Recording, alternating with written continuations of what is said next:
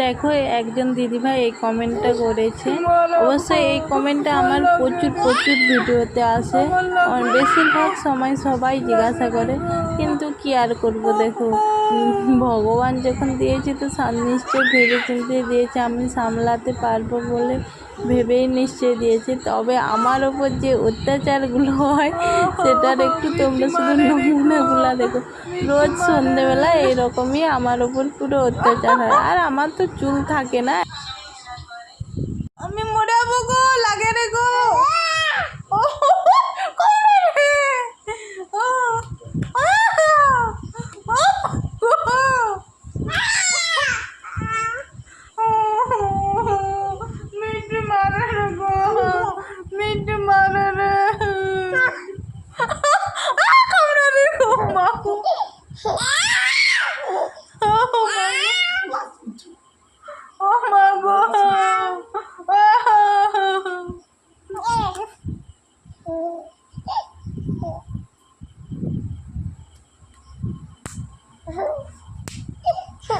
বনু মারে রে দাদা হাসে রে,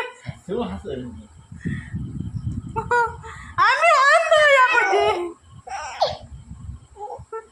অন্ধ হয়ে যাবো।